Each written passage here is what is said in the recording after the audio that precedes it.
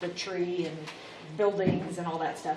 But before that, we're going to do bearings. So if you've ever heard somebody say the phrase, I have to get my bearings straight, or getting your bearings, you know, like if you've gotten dizzy or something, it's like, wait a minute, I got to get my bearings, or you've been in a car or whatever, and you've got to figure out where you are.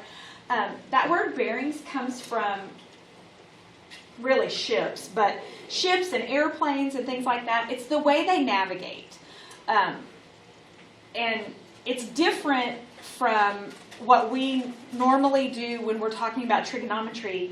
When we give a measurement, remember everything that we do, that we've done at this point in trigonometry, we start with the coordinate grid, and this is 0 degrees, and counterclockwise is the way we measure everything.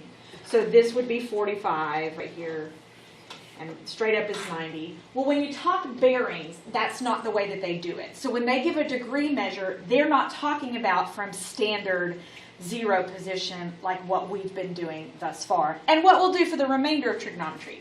We just want you to understand what bearings are, because they still use trig to find measurements.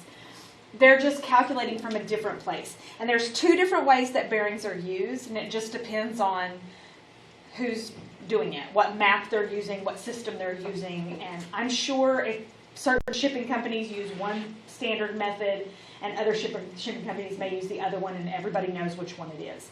And the first one we're going to talk about is straight up north being 0 degrees.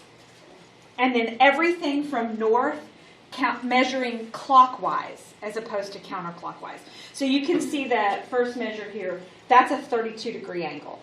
So this is going to be very similar to what you're used to. The only difference is in standard position, our 0 degrees is to the right, and right now it's going to be straight up.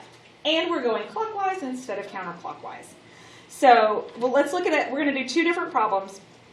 Now, I will tell you this. I'm going to be real honest with you guys. This is my least favorite part. This is my least favorite section in all of trig. And the primary reason is because it really isn't difficult, but a lot of times they don't draw the picture, and you really do need the picture in order to solve it. And for whatever reason, I find that students have a difficulty drawing the picture.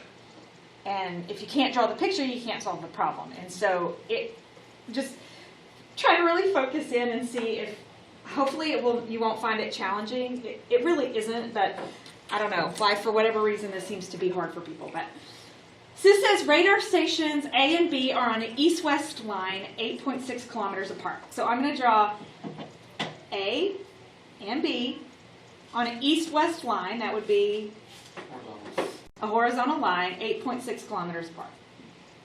All right. Station A detects a plane on a bearing of 53 degrees. Well, in order to have a bearing of 53 degrees, I have to have straight up north. So I'm going to do like a dotted line just going straight up. That is north. Because that 53 degrees is 53 degrees clockwise from straight up north. So I could put a line like this.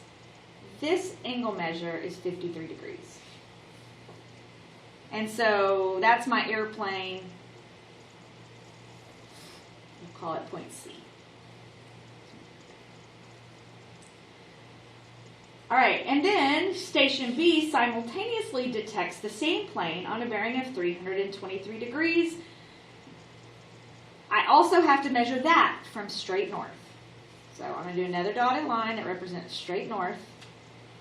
And again, this 323 degrees, that is clockwise from straight north, which means this all the way around to here, to whatever angle measure this has, is 323 degrees.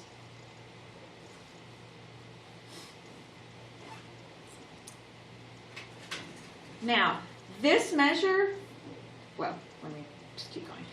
So the question is, find the distance from B to C. So they want me to find the distance from station B to my airplane.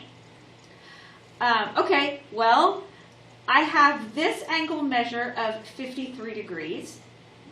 I could complete this angle measure because I have straight up north and I have an east-west line.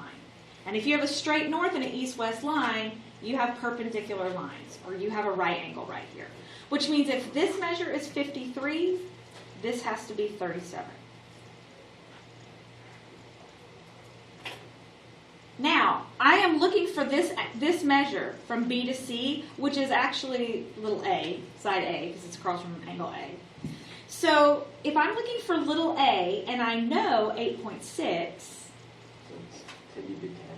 then actually you do sine, because this is a right angle. Doesn't look like it, but it is. And the reason that I know that it is because I have two parallel lines that are essentially cut by a transversal, which means if this is 53 degrees, so is this. And this are equal. This is a right angle. So this is going to be sine of 37 degrees equals opposite over hypotenuse. Yeah, that'd be confusing, yeah. It really is just all about drawing the picture. The other thing that you can think of, if you want to, is if this is straight north, that means there's also another line that goes south, right? And this line goes like this, which means if this is 323 degrees, this is 90, 180, 270. And if I do 270 minus 323, then this right here is 53 degrees. So this is 53, this is 53 because we've got parallel lines cut by transversals, which makes that 90.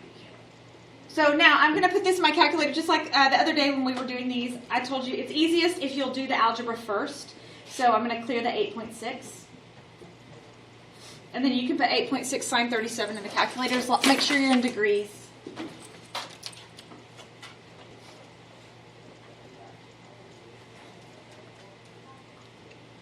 And I get measure of little a to be, yeah. I got 5.1756, so we can say 5.2 kilometers because this is in kilometers. Okay, so take a second and see if you can draw B. It's almost exactly the same, just different measures.